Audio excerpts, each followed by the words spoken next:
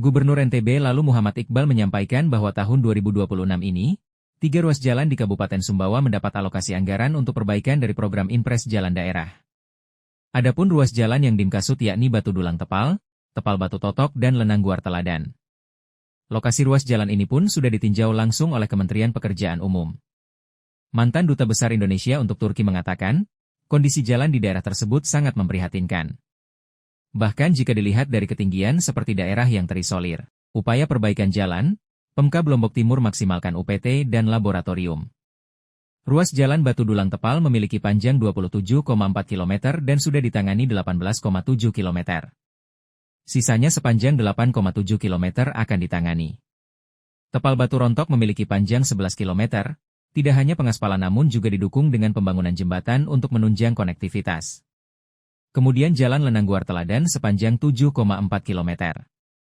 Ruas jalan ini sudah lama rusak dan sangat mengganggu aktivitas warga, terutama saat musim penghujan tiba. Perbaikan jalan ini sebagai komitmen dari Iqbal dalam mewujudkan janji kampanyenya dulu, bahwa pembangunan infrastruktur di Lombok dan Sumbawa akan sama-sama dilakukan, tidak ada yang dibedakan.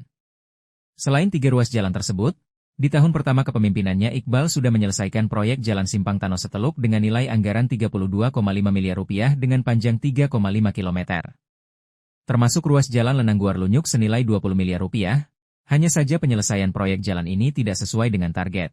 Hingga saat ini belum selesai dilakukan oleh kontraktor, sehingga gubernur meminta jajarannya untuk mengambil langkah tegas agar penyelesaian bisa segera dilakukan. Intinya adalah terlepas dari soal kontraktornya gitu loh, itu urusannya inspektorat lah nanti urusannya untuk menyelesaikan urusan dengan kontraktor itu. Tapi yang penting sekarang adalah kita fokus memperbaiki jalan itu supaya siap digunakan karena sebentar lagi akan panen raya. Dan kita ingin pada saat panen raya ini sudah selesai jalan itu. Sudah bisa digunakan, paling tidak terlalu mengganggu lalu lintas yang ada di situ. Itu aja. Alasan penghentian itu kontraktor itu apa Pak? Penggantian? Enggak, saya enggak tahu. Saya belum tanya ke inspektorat apa keputusannya terhadap kontraktor yang lama, apakah diberhentikan, diganti atau gimana. Yang penting kita perbaikin dulu jalannya. Karena ini rakyat nggak mau tahu siapa kontraktornya. Yang penting jalan itu selesai dan bisa digunakan dan tidak mengganggu kepentingan mereka gitu. Ada target yang diberikan nih kepada secepatnya karena kondisinya parah sekali, jadi saya sudah sampaikan secepatnya. Tadi saya telepon ke teman-teman di sana di sekitar jalan itu, saya telepon untuk ngecek apakah sudah mulai jalan sudah. Kalau dendanya kan katanya itu urusan inspektor. Kalau yang soal 300 miliar yang disiapkan urusan inspektorat. Itu yang di Jalan Lingkar Selatan itu tadi juga disampaikan ada 300 M. Iya di jalan. Bukan jalan Lingkar Sumbawa, tapi yang dari Batu Rotok,